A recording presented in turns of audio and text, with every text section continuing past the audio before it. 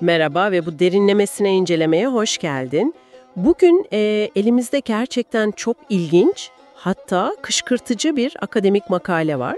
Senin bizimle paylaştığın bir kaynak bu. Valentin Stetsuk yazmış, Osman Karatay çevirmiş.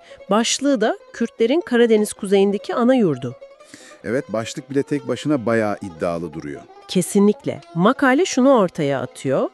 Kürt dilinin ya da işte onunla bağlantılı eski İrani dillerin izleri binlerce yıl önce, yani bizim bildiğimiz coğrafyaların çok çok uzağında, Karadeniz'in kuzeyinde, bugünkü Ukrayna topraklarında bulunabilir mi? Böyle şaşırtıcı bir tez var ortada. Hı hı. Peki şimdi ne yapacağız? Amacımız aslında bu makalenin biraz labirent gibi görünen koridorlarında sana yol göstermek. Yani temel iddialar ne? Yazar hangi dilbilimsel kanıtlara dayanıyor? Nelere işaret ediyor? Aynen, hangi yel adlarına dikkat çekiyor ve bunları nasıl bir tarihsel çerçeveye oturtmaya çalışıyor. Bunları senin için biraz daha anlaşılır kılmak istiyoruz. Ama şunu en baştan netleştirelim, değil mi? Evet, o önemli. Biz burada makalenin sunduğu argümanları, verileri inceliyoruz. Yani bunların kesin tarihi gerçekler olduğunu iddia etmek gibi bir niyetimiz yok veya doğrulamak gibi bir misyonumuz da yok. Sadece bu ilginç hipotezi birlikte keşfedeceğiz. Aynen öyle. Sadece sunulanı anlamaya çalışıyoruz. Başlamadan önce şunu bir düşün mesela. Kürtçe ile diyelim ki Finlandiya Körfezi civarında konuşulan Vepsçe diye bir dil. Bu ikisi arasında kelime benzerlikleri olabileceği fikri sence kulağa nasıl geliyor? İlk başta pek olası gelmiyor açıkçası. İşte bu makale tam da bu türden, hani ilk bakışta pek akla yatkın görünmeyen bağlantıları sorguluyor. O zaman hadi lafı uzatmayalım, bu iddiaların derinliğine inelim biraz. İnelim bakalım. Makalenin kalbindeki ana fikirle başlayalım istersen. Yazar Stetsuk diyor ki Kürtlerin veya işte atalarının bizim bildiğimiz göçlerinden çok daha eski zamanlarda Karadeniz'in kuzey bölgeleriyle bir bağlantısı olmuş olabilir. Evet. Bu tezini desteklemek için de özellikle iki alana odaklanıyor. Birincisi dil bilimsel karşılaştırmalar, ikincisi de bölgedeki yer adları, yani toponimi. Aynen öyle. Yöntem burada gerçekten kilit. Makalenin temel dayanağı dediğin gibi dil bilimsel analiz. Yani ne yapıyor? Kürtçeyi alıyor ve coğrafi olarak çok farklı, hatta alakasız görünen bölgelerde konuşulan dillerle karşılaştırıyor. Mesela işte kuzeyde konuşulan Finugor dilleri var, Vepsçe, Marice gibi. Sonra bir Türk dili olan Çuvaşça var, Kafkasya ve Doğu Avrupa ile bağlantılı Alan dili ki bu günümüz Osetçesinin atası var ve tabii ki bölgedeki Slav dilleri de var. Buradaki amaç ne? Kelime benzerlikleri veya belki yapısal paralellikler üzerinden çok eski dönemlerde yaşanmış olabilecek temasları veya belki de ortak kökenleri araştırmak. Yazar bir de glottokronoloji diye bir yöntemden bahsediyor. Glottokronoloji, bu biraz teknik geldi kulağa. Bunu basitçe nasıl anlamalıyız? Ne demek istiyor? Şöyle düşünebiliriz belki. Glottokronoloji, dillerin zaman içindeki değişim hızına bakarak, hani akraba dillerin birbirinden tahminen ne kadar zaman önce ayrıldığını hesaplamaya çalışan bir yöntem. Anladım, bir tür dil saati gibi yani. Aynen, bir tür dil bilimsel saat gibi. Tabii şunu da söylemek lazım, bu oldukça tartışmalı bir yöntem ve kesin sonuçlar vermekten de uzak. Ama makalede bir araç olarak kullanıldığı belirtilmiş, bunun yanında bir de yer adlarının kökenlerini inceleyen toponimi analizi var ki bu da makalenin ikinci önemli ayağı. Peki bu dil karşılaştırmalarında ne gibi örnekler öne çıkıyor? Makalede bayağı bir liste vardı sanki. Evet, oldukça fazla örnek sıralanmış. Ama hani hepsini tek tek saymak yerine belki en çarpıcı olanlardan, en şaşırtıcı olanlardan bahsedebiliriz. Az önce senin de değindiğin gibi Kürtçe ile Fin-Ugor dilleri arasındaki paralellikler belki de en dikkat çekici olanlar. Evet, o Vepsçe örneği ilginçti. Mesela Kürtçe çem, yani nehir kelimesinin Vepsçe'deki çem ile benzediği iddia ediliyor. Ya da Kürtçe henase, yani soluk, nefes, bunun Vepsçe'deki henkayta, yani solumak fiiliyle bir bağlantısı kuruluyor. Bunlar coğrafi olarak gerçekten çok uzak noktalar. Yani biri İrani dil ailesinden Kürtçe, diğeri Fin-Ugor ailesinden. Arada binlerce kilometre fark var. Böyle bir benzerlik nasıl açıklanabilir ki? İşte makalenin hipotezi de tam burada devreye giriyor zaten. Yani çok eski bir temas olabilir mi? Ya da ortak bir köken ihtimali mi var? Tabii başka örnekler de var. Mesela Kürtçe şart kelimesi, yemin ya da ant anlamında. Bunun bir Türk dili olan Çuvaşça'daki şart yani yemin kelimesiyle aynı olması ilginç bulunmuş. Veya Kürtçe didan yani diş kelimesinin beklendiği gibi ortak İran dilindeki dandan köküne bağlanması gibi daha tahmin edilebilir bağlantılarda listelenmiş. Buradaki amaç bu farklı dil aileleri arasında İrani, Fin-Ugor, Türki, Slavca bir örüntü aramak aslında. Anlıyorum. Ama burada çok dikkatli olmak lazım. Yani iki farklı dilde benzer kelimeler bulmak, o iki halkın ille de o coğrafyada, o dönemde yan yana yaşadığı anlamına gelmeyebilir. Bu çok önemli. Neden? Çünkü benzerlikler tamamen tesadüfi olabilir. Veya her iki dilinde ait olduğu daha büyük, daha eski bir dil ailesinden, mesela Hint-Avrupa dil ailesinden miras kalmış ortak kökler olabilir. Ya da bu kelimeler daha sonraki dönemlerde belki başka aracılar vasıtasıyla ödünçlenmiş olabilir. Doğru. Makalenin kendisi de aslında bu belirsizliklerin farkında. Mesela Çuvaşça ile kurulan bazı bağlantıların daha sonraki temaslara işaret edebileceğini veya İskitlerle ilişkilendirilmesinin biraz varsayımsal kaldığını kabul ediyor. Yani bu dil verileri evet bir ipucu sunuyor belki ama kesin bir kanıt değil. Bunu unutmamak lazım. Anlıyorum. Yani dil bilimsel veriler bir ipucu verse de tek başına yeterli değil diyorsun. Peki bir de şu yer adları meselesi var. Makale Ukrayna'daki bazı köy ve kasaba isimlerinin Kürtçe kökenli olabileceğini iddia ediyor. Bu da oldukça cesur bir iddia gibi geldi bana. Evet. Bu da makalenin belki de en spekülatif ama aynı zamanda en ilgi çekici kısımlarından biri. Yazar, Ukrayna'nın özellikle batı bölgelerinde Podolya, Volhynia, Ternopil gibi yerlerde Kürtçe ile açıklanabileceğini düşündüğü bayağı bir yer adı sıralıyor. Ne gibi mesela? Mantığı ne? Hepsini listelemek yerine mantığına bakalım dediğin gibi. Mesela içinde kurt veya kort kökünü barındıran yer isimleri var. Bunlar doğal olarak doğrudan dikkat çekiyor ve yazar bunları Kürtlerle ilişkilendiriyor. Başka ne tür örnekler var peki? Mesela Germakivka diye bir köy adı geçiyor. Bunu Kürtçe germik yani sıcak yer, ılıca kelimesiyle bağdaştırıyor. Veya Balakin diye bir köy var. Bunu Kürtçe bala yani yukarı, yüksek kelimesiyle açıklamaya çalışıyor.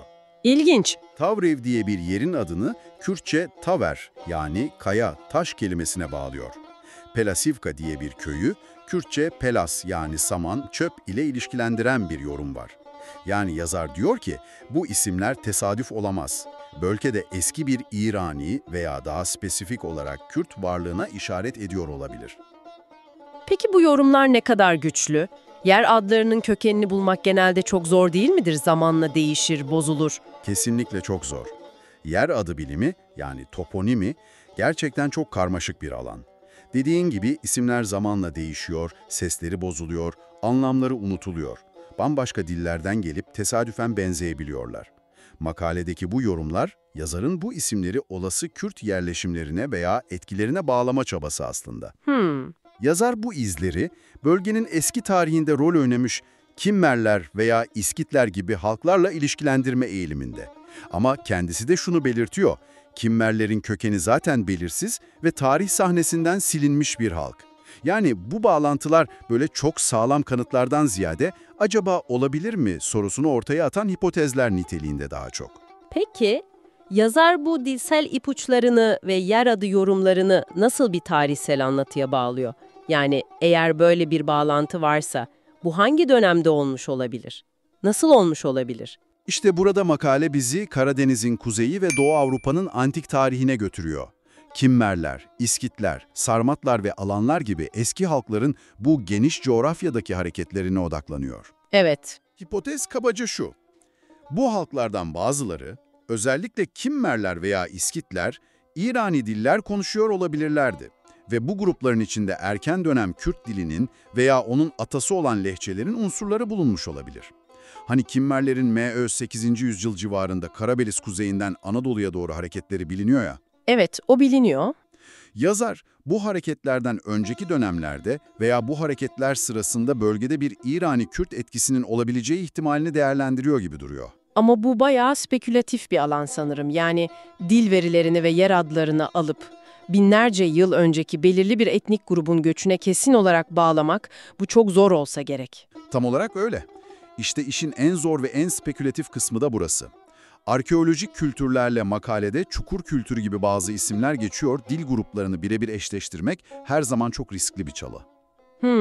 Makalede zaten daha çok dil bilimsel verilere ve yer adı yorumlarına ağırlık veriyor gibi görünüyor. Kimmerlerin kendilerinin bile etnik kökeni ve dili hakkında kesin bilgilerimiz yok aslında. İrani oldukları yaygın bir görüş olsa da bu bile tartışmalı. Anladım. Dolayısıyla zaten kökeni belirsiz olan bir halkı alıp onu doğrudan erken dönem Kürtlerle veya Kürtçenin atalarıyla ilişkilendirmek biraz hipotez üzerine hipotez kurmak anlamına geliyor açıkçası. Üstelik bölgede daha sonraki dönemlerde kesin olarak İrani diller konuşan halklar da vardı değil mi? İşte Sarmatlar, Alanlar gibi. Bu durumu daha da karmaşıklaştırmıyor mu? Eski izleri ayırt etmek zorlaşmaz mı? Kesinlikle. Çok doğru bir nokta. Alanların dili olan Osetçe mesela bugün bile Kafkasya'da yaşıyor. Bu bölgedeki daha geç dönem İrani etkisinin çok somut bir kanıtı. Bu sonraki ve daha iyi belgelenmiş İrani katmanların varlığı, eğer varsa tabii, onlardan daha eski olduğu iddia edilen bir Kürt-İrani katmanını ayırt etmeyi neredeyse imkansız hale getirebilir. Evet. Makalede Alanlarla Çuvaşlar arasındaki dil ilişkilerine değiniyor aslında ve bazı olası Kürtçe alan paralelliklerine işaret etse de bu bağlantıların da çok net olmadığını kabul ediyor zaten. Tamam, o zaman şöyle bir toparlayalım istersen. Bu makaleyi okuduktan sonra ne anlamalıyız? Çalışma bize diyor ki, 1. Kürtçe ile coğrafi olarak çok alakasız görünen Websçe veya Çuvaşça gibi diller arasında bazı şaşırtıcı kelime benzerlikleri var. Evet. 2. Ukrayna'da Kürtçe ile açıklanabileceği iddia edilen bir dizi yer adı bulunuyor. Ve 3. Tüm bunlar belki de Kimerler veya İskitler gibi çok eski halkların göçleriyle bağlantılı olarak Kürtlerin veya atalarının Karadeniz'in kuzeyinde bir iz bırakmış olabileceği şeklinde bir hipotez olarak sunuluyor. Doğru mu özetledim? Aynen öyle, çok güzel özetledin. Bu çalışmanın bence en büyüleyici yönü sunduğu bu beklenmedik ve alternatif bakış açısı. Yani genelde Kürt tarihi ve dili denince bizim aklımıza hemen Mezopotamya gelir. Zagros dağları gelir. Evet, coğrafya belli gibi sanki. Aynen, bu makale ise dil bilim ve yer adı verilerine dayanarak acaba hikayenin bilmediğimiz çok daha kuzeyde geçen bir bölümü olabilir mi sorusunu soruyor aslında. Erken dönem İrani halkların veya Kürt diliyle ilişkilendirilebilecek unsurların Doğu Avrupa steplerinde bir zamanlar bir varlık veya en azından bir etki göstermiş olabileceği ihtimalini gündeme getiriyor. Ama bu ihtimalin gücü konusunda oldukça temkinli olmak gerekiyor anladığım kadarıyla, değil mi? Kesinlikle öyle. Şunu unutmamalıyız.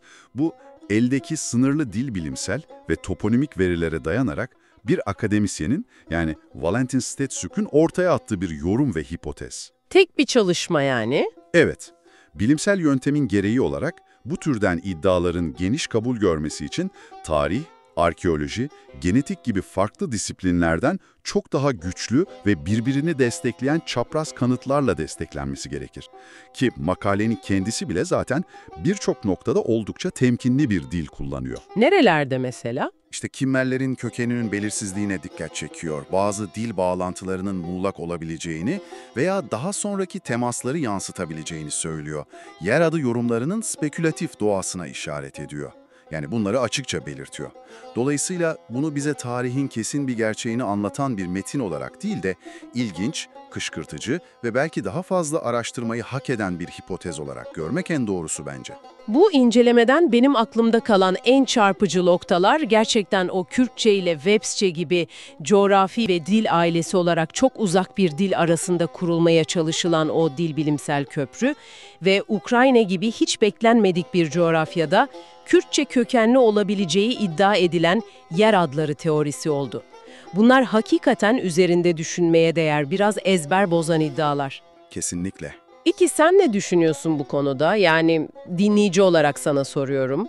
Bu türden dil bilimsel bağlantılar, harita üzerindeki bazı isimlerin binlerce yıl öncesine uzanabileceği fikri, tarihin böylesine beklenmedik köşelerde, hani görünüşte alakasız coğrafyalar ve halklar arasında izler bırakmış olabileceği düşüncesi sana ilginç geliyor mu?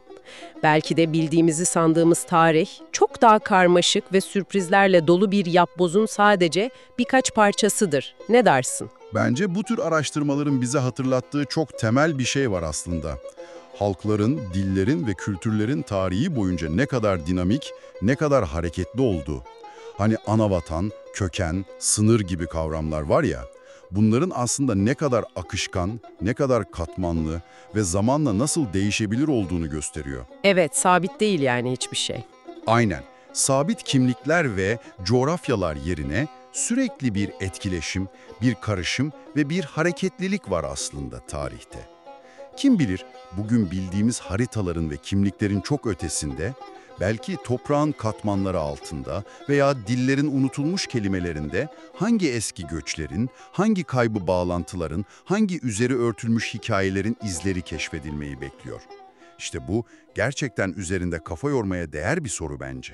Gerçekten öyle. Bu sıra dışı kaynağı bizimle paylaştığın ve bu düşünsel yolculukta bize eşlik ettiğin için çok teşekkürler. Ben teşekkür ederim. Bir sonraki derinlemesine incelemede tekrar buluşmak üzere. Hoşça kalın. Hoşça kalın.